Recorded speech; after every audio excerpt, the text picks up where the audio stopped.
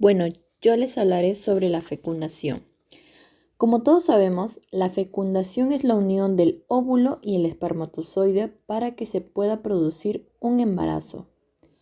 En la especie humana, la fecundación es interna, es decir, tiene lugar en el interior del cuerpo de la mujer, en concreto en las trompas de falopio. Esta es denominada una fecundación natural o in vivo. También es posible realizar la fecundación en un laboratorio de reproducción asistida, proceso conocido como fecundación artificial o fecundación in vitro. Ahora les voy a hablar sobre las etapas de la fecundación natural. Aunque el proceso de la unión entre un óvulo y un espermatozoide pueda parecer muy sencillo, lo cierto es que deben darse varios mecanismos y cambios en ambos gametos para que pueda ocurrir la fecundación. A continuación, te explicamos paso a paso las distintas etapas de la fecundación en el ser humano. Bueno, primero se da la penetración de la corona radiada. ¿Qué quiere decir esto? Es el proceso de fecundación. Se inicia con la penetración de los espermatozoides a través de la capa de células que rodea el óvulo, o sea, la corona radiada. Los espermatozoides consiguen atravesar esta capa gracias a la liberación de la enzima hialuronidasa y al movimiento de su flagelo, o sea, la cola. Una vez atraviesan esta capa, los espermatozoides se encuentran con una segunda barrera, la zona pelúcida, la capa externa que rodea el óvulo. Después se realiza la llamada penetración de la zona pelúcida, que es de la que estamos hablando. Se necesita más de un espermatozoide para lograr degradar la zona pelúcida, aunque finalmente solo uno de ellos podrá entrar al óvulo. Para poder atravesar esta segunda barrera, la cabeza del espermatozoide establece contacto con el receptor ZP3 de la zona pelúcida del óvulo. Esto desencadena una reacción acrosómica que consiste en la liberación de enzimas hidrolíticas denominadas espermiolincinas. Dichas enzimas disuelven la zona pelúcida para permitir el paso del espermatozoide. La reacción acrosómica provoca una serie de cambios en el espermatozoide que permite su capacitación final para poder penetrar en el interior del óvulo, fundiendo sus membranas. La función de membranas se da cuando el espermatozoide entra en contacto con la membrana plasmática del óvulo. Se desencadenan 3 procesos distintos en el gameto femenino. Uno sería la formación del cono de fecundación, 2, la despolarización instantánea de su membrana y la tercera, la liberación de gránulos corticales en el espacio perivitilino. La formación del cono de fecundación permite la fusión de la membrana del óvulo con el espermatozoide para que la cabeza del espermatozoide pueda entrar.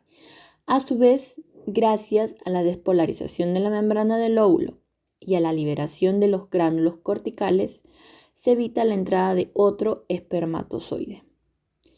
Después se da la fusión de núcleos y la formación del cigoto.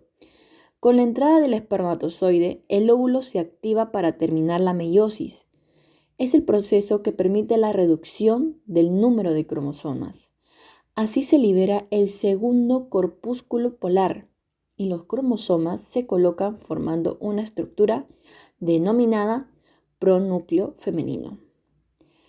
Para los que no saben qué es un pronúcleo femenino, son los núcleos de los gametos, los cuales tienen la particularidad de disponer de la mitad de cromosomas con respecto al resto de las células del cuerpo. Esto es 23 cromosomas. Por su parte, el espermatozoide avanza hasta que su cabeza, que contiene el núcleo del espermatozoide, queda junto al pronúcleo femenino. La cola se desprende para terminar degenerando y el núcleo se hincha para formar el pronúcleo masculino. Una vez ambos pronúcleos se encuentran uno junto al otro, ocurre la fusión de ambos. Esto se supone que las membranas de ambos pronúcleos desaparezcan para que sus cromosomas puedan juntarse y que la célula restablezca su dotación cromosómica, es decir, 46 cromosomas en total. Todo este proceso de la fecundación culmina con la formación del cigoto humano, que es la primera célula del organismo, fruto de la unión del óvulo y el espermatozoide. Además de todo esto, en la fecundación queda establecido si el futuro bebé será un niño o una niña, en función de sus cromosomas sexuales. En el cigoto masculino, sus cromosomas sexuales son XY y el futuro bebé será un niño. En el cigoto femenino, sus cromosomas sexuales son XX y el futuro bebé será una niña. El óvulo siempre es portador del cromosoma X. Por tanto, el sexo del embrión se definirá según si el espermatozoide es portador de un cromosoma X o un cromosoma Y. Aunque hemos visto cada una de las etapas de la fecundación de forma detenida, en la siguiente puedes ver en el esquema el proceso completo. Bueno, después de que pasa todo esto, pasa la fecundación de gemelos y mellizos.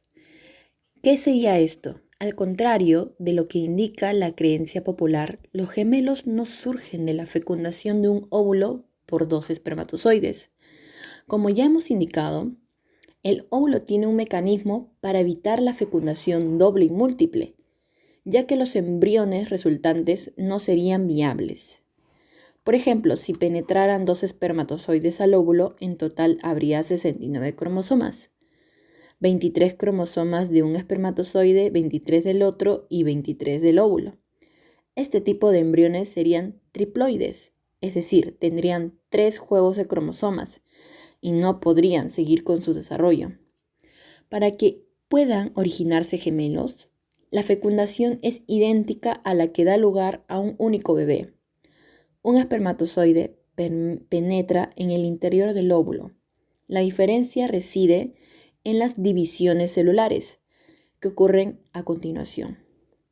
Bueno, en este caso, por causas aún desconocidas, el embrión se divide en dos y se originan dos bebés idénticos genéticamente, lo que implica que será del mismo sexo.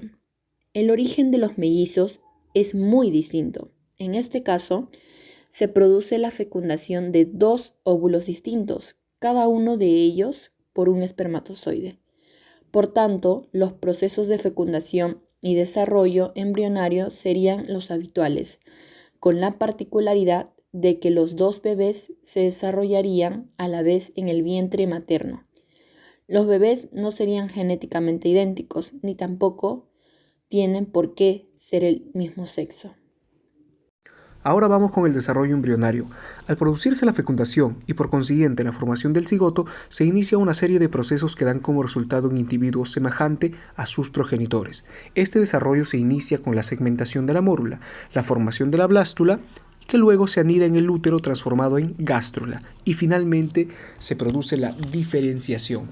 Vamos con la formación de la blástula. El huevo cigoto se divide por mitosis en dos células denominadas blastómeros, cada uno de los cuales se vuelve a dividir en dos, resultando un total de 4. Una tercera división da como resultado 8 células y así sucesivamente se dividen en 16, 32 y 64, etc. Las células resultantes o blastómeros disminuyen en tamaño, pero sin aumentar el volumen inicial, lo que era inicialmente el cigoto. Estas divisiones originan un pequeño cuerpo que tiene el aspecto de una mora y por eso se llama mórula. Las divisiones continúan. Las células del centro de la mórula migran a la periferia y forman una esfera con cavidad en el centro denominado blastocele. En este momento, el embrión recibe el nombre de blástula. La formación de la gástrula constituye una reacomodación de las células de la blástula por movimiento y plegamiento de diversas regiones celulares, para así originar la capa externa o ectodermo y la capa interna o endodermo y una cavidad llamada arquenterón que se forma por invaginación del endodermo y que forma un orificio llamado blastoporo. Posteriormente se forma una tercera capa llamada mesodermo situada en el ectodermo y el endodermo. Una vez que se da Ahora empezaremos a contar el proceso semana a semana. A mediados de la semana 3 se dará la implantación. A partir de aquí se secretarán las hormonas, principalmente la hormona gonadotropina corónica. Esta solo se libera durante el embarazo y ahí, a partir de ella, las madres comenzarán a sentir las náuseas, cambios de humor y cansancios. Para la semana 4, el embrión tendrá el tamaño de una semilla de amapola y empezará la división que ya habíamos mencionado, del ectodermo en las 3 capas. El ectodermo, el mesodermo y el endodermo. En el ectodermo se dará a cabo la piel, las uñas, sistema nervioso, órganos de los sentidos. En el mesodermo, el sistema muscular, el sistema circulatorio, el sistema óseo, el sistema excretor y el sistema reproductor. Y en el endodermo, el sistema digestivo y el sistema respiratorio. Para la semana 6 tendrá el tamaño de un arroz. Y será muy importante el ácido fólico, por lo cual se recomienda siempre a las madres planificar 3 meses antes de su embarazo consumir ácido fólico. Para la semana 7 tendrá el tamaño de un arándano. En la semana 10 ya medirá de 3 a 4 centímetros. Ya no será en un embrión, porque habrá empezado la etapa fetal. A partir de ese punto se distinguen brazos, piernas y una estructura rudimentaria. En la semana 11, el feto tendrá un tamaño mayor. Para la semana 12 ya medirá 6 centímetros y se distinguirán claramente los rasgos faciales, ojo, nariz, boca, extremidades, aparecerá el hígado, los genitales, los párpados. Será como un bebé en miniatura. Para la semana 15 tendrá el tamaño de una manzana. Empezará a tragar su propio líquido amniótico y luego lo orinará. Y ya para el 4º mes, el cuerpo del feto se recubre de un vello llamado larulla. Es un vello fino, que se ubica principalmente en la parte de las cejas y el cabello. También el feto ya podrá abrir y cerrar las manos. Ahora continuaremos con el proceso. En el mes número 5, el cuerpo se recubre del bemis caseoso. Rápido crecimiento del feto, la sangre comienza a formarse en la médula ósea, el tejido adiposo comienza a producir calor, en las mujeres se forma el útero y en los varones comienza a bajar los testículos. Al final de este mes el bebé pesa 450 gramos y mide más de 20 centímetros. En el mes número 6 aumenta el peso, comienza a acumular grasa, la piel está roja y arrugada, se separan los dedos de manos y pies, las cejas se diferencian, el aparato respiratorio y el sistema nervioso siguen en su evolución. Al final de este mes el bebé pesa 820 gramos y mide aproximadamente 30 centímetros. En el mes número 7 comienza a moverse de posición cefálica para prepararse para el parto. Aumenta la masa ósea, los pulmones empiezan a cumplir su función, el sistema nervioso controla movimientos involuntarios y sigue el acúmulo de grasa, que supone el 3.5% del cuerpo del bebé. El feto llora, responde a los estímulos de luz y sonido. A final de este mes, el bebé pesa 1400 gramos y mide 40 centímetros aproximadamente. En el mes número 8, gana la mayor parte del peso, el acúmulo de grasa es del 7 a 8%, la piel es lisa y rosada, desarrolla el reflejo pulmonar, el cerebro sigue creciendo, recibe anticuerpos de la madre, sus huesos son suaves y flexibles, descienden los testículos de las bolas escrotales. Al final de este mes, el bebé pesa 2200 gramos y mide entre 40 y 45 centímetros aproximadamente. En el último mes, el mes número 9, se completa la maduración de los pulmones, el acúmulo de grasa del bebé llega al 16%, la orientación espontánea a la luz, la piel es blanca o rosada azulada. Al final de este mes el bebé pesa 3000 gramos y mide entre 45 y 50 centímetros aproximadamente. Parto. Al final de los 9 meses se produce el parto o nacimiento. Primera fase del parto, dilatación. El útero y la pelvis se dilatan para permitir el paso del bebé. Se rompe el saco amniótico y sale líquido amniótico, lo cual popularmente se conoce como romper fuente. En mujeres primerizas es más largo. Es el periodo que comprende desde el inicio de las primeras contracciones, lo que se conoce como etapa prodómica, hasta que se alcanza la dilatación de 10 centímetros, dilatación completa. La dilatación consta de dos fases. Una primera fase conocida como fase latente de parto o fase prodrómica, en la cual comienzan a aparecer contracciones con la intensidad leve o moderada, normalmente bien toleradas, con frecuencia y duración irregular. Durante este proceso se produce un borramiento, acortamiento del cuello uterino y dilatación del cuello uterino hasta los 4 centímetros.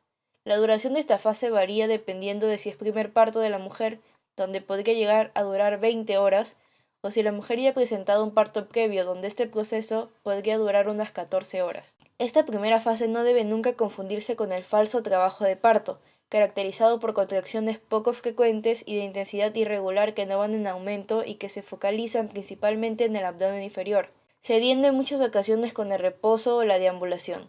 La fase durante la que se produce la dilatación de los 4 centímetros hasta los 10 centímetros se conoce como fase activa de parto, y en esta las contracciones son cada vez más frecuentes, de mayor duración e intensidad, con lo que se acelera el proceso de dilatación, siendo el promedio de dilatación 1,2 centímetros por hora en mujeres que no han dado ningún parto previo y de 1,5 centímetros por hora en mujeres que ya han parido en alguna ocasión. Si bien hay que tener en cuenta que en muchas ocasiones la evolución de la dilatación no se ajusta a este patrón y por tanto no debemos generalizar, ya que el proceso de dilatación es individual y único en cada mujer. Segunda fase del parto, expulsión. La fase de expulsión empieza cuando se alcanza la dilatación completa y acaba en el momento en el que el feto sale completamente al exterior. Se llama dilatación completa porque en ese momento el cuello del útero se ha dilatado tanto que forma un solo conducto con la vagina. Más o menos corresponde aproximadamente a 10 centímetros, pero el tamaño exacto cambia en cada caso. Durante esta fase, es normal que la mujer empiece a notar una necesidad de apretar muy parecida a la de hacer de vientre. Los pujos de la madre son una ayuda importantísima para ayudar al feto a salir. En un parto normal, el bebé sale mirando hacia la espalda de su madre. Esto es debido a la forma ovalada de la última parte estrecha que tiene que atravesar en la pelvis entre el pubis y el coxis. Casi todos los partos ocurren así, porque es la forma más eficiente de salir. De forma natural, el feto adopta su cabeza, como si fuese un obús, para poder salir ocupando el menor espacio posible. Tercera fase del parto, alumbramiento. Aunque es habitual utilizar el término como sinónimo de parto, en medicina esta tercera fase hace alusión en realidad a la salida de la placenta. El parto no acabó técnicamente hasta que sale la placenta y las membranas ovulares. Una vez vaciado el útero, se ponen en marcha unas señales que hacen que la placenta se desprenda y se expulse. Es un proceso muy delicado porque la placenta recibe muchísima sangre. Por ello, inmediatamente después de desprenderse la placenta, la madre tiene una gran contracción uterina continua. El útero se cierra fortísimo, como un puño, y esto evita el sangrado que aparecería después del desprendimiento de la placenta. En esta fase no es necesaria una ayuda externa. Basta con mantener el reposo que se produce de manera natural después del esfuerzo y esperar a que el cuerpo, mediante contracciones apenas dolorosas, expulse todo lo que le sobra. Este proceso puede tardar desde minutos hasta incluso una hora. Por ello, muchas mujeres optan por un alumbramiento dirigido mediante la administración de oxitocina, lo que disminuye el riesgo y reduce el tiempo de expulsión de la placenta. No se debe realizar la extracción controlada del cordón sin ausencia de fármacos como la oxitocina o antes de que existan señales de separación de la placenta, pues hacerlo podría causar una ruptura del cordón umbilical, un gran sangrado o incluso la inversión uterina.